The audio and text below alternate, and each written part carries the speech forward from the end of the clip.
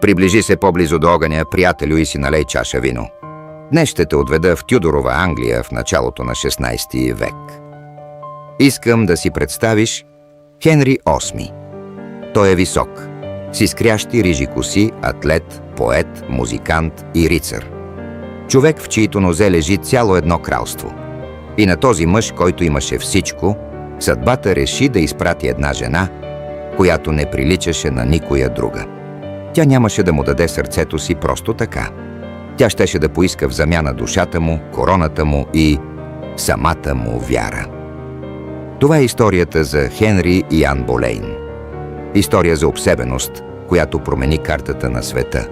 И за една любов, която беше толкова силна, че накрая трябваше да бъде съсечена с меч. Всичко започна с аромат на френски парфюм и звуци на лютня в кралския двор през 1526 година. Хенри беше женен от 17 години за Катерина Арагонска, горда испанска принцеса, леля на най-могъщия император в света. Но над брака им тегнеше черна сянка. Катерина беше родила много деца, но само едно беше оцеляло – малката принцеса Мери. Англия нямаше мъжки наследник. За династията на Тюдорите, спечелила трона в кървава гражданска война, това беше равносилно на смъртна присъда. Хенри беше отчаян, уморен от остаряващата си съпруга и търсеше развлечение в леглата на придворните дами. Тогава от Франция се завърна тя. Ан Болейн. Тя не беше типичната красавица на епохата. Тогавашният вкус изискваше жените да бъдат руси, с порцеланова кожа и сини очи. Ан беше различна. Слаба с маслинова кожа, гарваново-черна коса и тъмни, почти черни очи, които съвременниците описваха като остри, хипнотични, улавящи всеки поглед. Тя беше прекарала години във френския кралски двор. Знаеше как да разговаря, как да флиртува, как да отказва с усмивка и как да държи мъжете на разстояние. Хенри я забеляза по време на един придворен маскарад. Тя танцуваше, облечена в бяло и златно, а движенията й бяха толкова грациозни, че кралят забрави за всичко останало. Той беше свикнал всяка жена в Англия да пада на колене пред него само при едно щракване с пръсти. Хенри реши, че Ан ще бъде поредната му краткотрайна любовница, точно както преди това беше бременната й сестра, Мери Болейн. Но Ан имаше друг план. Тя беше видяла как сестра й е изхвърлена и забравена, след като кралят се е заситил с нея. Когато Хенри й изпрати скъпи бижута и писмо, с което я канеше в леглото си, Ан направи нещо нечувано. Тя падна на колене, върна подаръците и каза: „Ваше Величество, моето тяло е твърде ценно, за да го дам за любовница, и твърде нищожно, за да бъде на кралица. Мога да бъда само ваша законна съпруга или нищо.“ Тя затвори вратата пред носа на най-могъщия мъж в Англия. И с това го обрече на лудост. По този начин Ан Болейн навлезе в доста опасна игра. Тя му отказа физическа близост, но му даде надежда. Колкото повече тя се отдръпваше, толкова по-настоятелен ставаше той. Хенри започна да й пише любовни писма. Писма, които днес се пазят във Ватикана, изпълнени с неподправена страст. „Моето сърце е ранено от стрелата на любовта. Моля те, кажи ми дали си съгласна да бъдеш моя единствена.“ Годините минаваха. 1, 2, 3. Ан оставаше непревземаема крепост. Хенри беше обсебен. Той вече не виждаше в нея просто жена. Виждаше в нея спасението на Англия.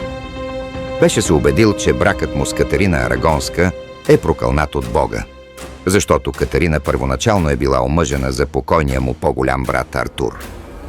Ан му обещаваше нещо, за което той жадуваше повече от живота – син, престолонаследник. Но как да се разведеш с испанска принцеса, чийто племенник държи папата в Рим под ключ? Хенри нареди на своя верен кардинал Улси да издейства анулиране на брака от папа Клемент VII. Започна се дипломатическа война, която продължи почти 7 години. Англия беше в патова ситуация. Папата бавеше решението, страхувайки се от испанските армии. Кралският двор се превърна в змийско гнездо.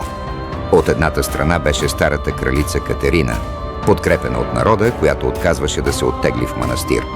От другата страна беше Ан Болейн, която всеки ден притискаше Хенри, шепнейки в ухото му, че кардиналите го лъжат, че Рим го разиграва. Напрежението промени Хенри. Веселият крал започна да изчезва. На негово място се появяваше раздразнителен, безмилостен владетел. Кардинал Улси се провали и беше лишен от власт и имоти, умирайки по пътя към ешафода. Тогава Ан подаде на Хенри една книга. Книга, написана от Уилям Тиндейл, която казваше, че кралете са отговорни само пред Бога, а не пред папата. Това беше искрата, която подпали барутния погреб. Хенри реши, ако Рим не му дава развод, той ще откъсне Англия от Рим. През 1533 година, след 7 години чакане, Ан Болейн най-накрая се предаде на Хенри. Тя беше бременна. Нямаше повече време за губене. Хенри обяви англиканската църква за независима. Себе си провъзгласи за върховен глава на църквата на Англия. Всеки, който откажеше да признае новата му власт и новия му брак, беше обявяван за предател. Велики умове като Томас Мор, личният приятел на Хенри, загубиха главите си на Тауър Хил, защото отказаха да изрекат клетвата. Манастирите бяха затворени, златните им олтари претопени за кралската хазна. Всичко това, за да може Ан Болейн да сложи короната. На 1 юни същата година Ан премина през Лондон в пищна процесия. Тя беше коронясана в Уестминстърското абатство. Нейното лично мото беше «Най-щастливата». Тя беше спечелила играта. Беше пренаписала религията на една нация, беше изгонила испанската принцеса и седеше на трона, бременна с бъдещия крал на Англия. Но щастието на Ан траеше точно толкова, колкото и бременността й. Септември същата година. Залата в двореца Гринуич. Хенри чакаше пред вратата, затаил дъх, готов да чуе виковете на глашатаите, обявяващи раждането на принц. Вратата се отвори. Лекарят пристъпи напред, блед и уплашен. Ан беше родила, но не беше момче. Беше здраво, червенокосо момиченце, принцеса Елизабет. Когато Хенри влезе в стаята, атмосферата беше студена като лед. Той не вдигна скандал, но в очите му имаше нещо ново, нещо зловещо. Страхът, че Бог отново го е проклел, се завърна. Ан усети как земята под краката й започва да се пропуква. Любовта, която е толкова обсебваща, много лесно се превръща в омраза, приятелю. Хенри беше дал твърде много за Ан. Беше пролял кръвта на приятелите си, беше се отделил от останалия християнски свят. И за какво? За още едно момиче. Острият език на Ан, който някога го очароваше, сега го дразнеше. Тя беше ревнива, вдигаше сцени в двореца, когато той поглеждаше други дами. А Хенри вече гледаше настрани. В полезрението му се беше появила следващата плячка – Джейн Сеймур. Тиха, бледа, кротка девица, пълна противоположност на огнената Ан. Ан знаеше, че единственото й спасение е нова бременност. През януари на 1536 година тя отново зачена. Но същия месец се случиха две неща, които предрешиха съдбата й. Първо, старата кралица Катерина Арагонска почина. Сега, ако Хенри се отървеше от Ан, никой нямаше да го принуди да се върне при Катерина. Той щеше да бъде напълно свободен мъж. Второ, по време на един рицарски турнир, Хенри падна тежко от коня си и остана в безсъзнание часове наред. Когато новината стигна до Ан, шокът беше толкова голям, че тя направи спонтанен аборт. Когато лекарите донесоха на Хенри това, което беше пометнала, неговият свят рухна. Това беше момче. Мъртъв син. Хенри се отдръпна от леглото й и изрече думите, които бяха нейната смъртна присъда. Виждам, че Бог няма да ми даде мъжки наследници от тази жена. Бях подведен да сключа този брак чрез магия. Магия. В онези времена това означаваше само едно. Томас Кромуел, новият главен министър на краля, разбра намека. Той знаеше, че за да бъде премахната една кралица, обикновен развод няма да свърши работа. Трябваше нещо грандиозно, нещо толкова ужасно, че никой да не посмее да защити Ан. Кромуел изплете паяжина от лъжи. Той арестува млади придворни мъже, музиканти и дори собствения брат на Ан, Джордж Болейн. Подложени на мъчения или заплахи, някои от тях признаха това, което Кромуел искаше да чуе, че кралицата е имала любовни афери с тях. Ан Болейн беше обвинена в изневяра, кръвосмешение и заговор за убийството на краля. През май Ан Болейн беше арестувана и отведена с лодка по Темза в кулата на Лондон, Тауър. Същата кула, в която само преди 3 години беше спала в нощта преди бляскавата си коронация. Процесът беше фарс. Ан се защитаваше с достоинство и ум, опровергавайки всяко едно обвинение. Но съдиите, включително собственият и Чичо, херцогът на Норфолк, вече имаха писмена заповед от Хенри. Присъдата беше единодушна.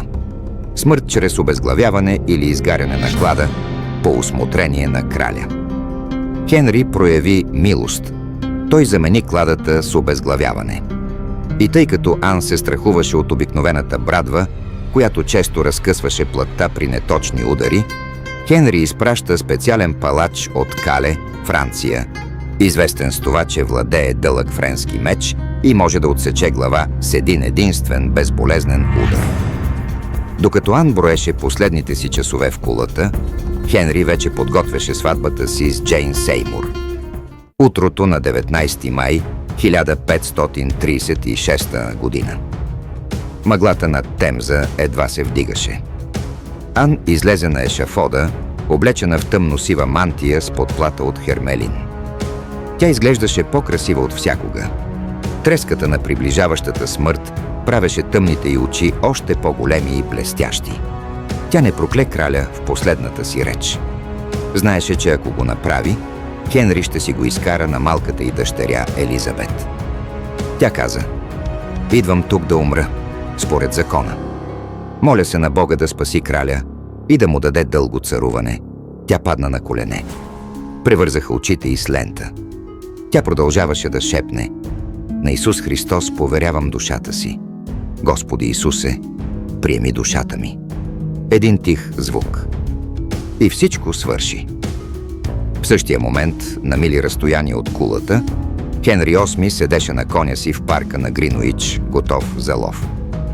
Той чакаше. Изведнъж въздухът беше разцепен от тътен.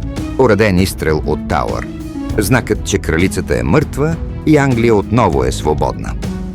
Хенри се усмихна, пришпори коня си и извика на ловците: „Кучетата са пуснати, да започваме.“ Само 11 дни по-късно той се ожени за Джейн Сеймур.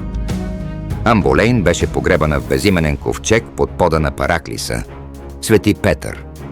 Хенри се опита да изтрие името й от историята. Портретите й бяха изгорени, инициалите й изтъргани от стените на дворците. Той вярваше, че е спечелил, че е затворил тази страница.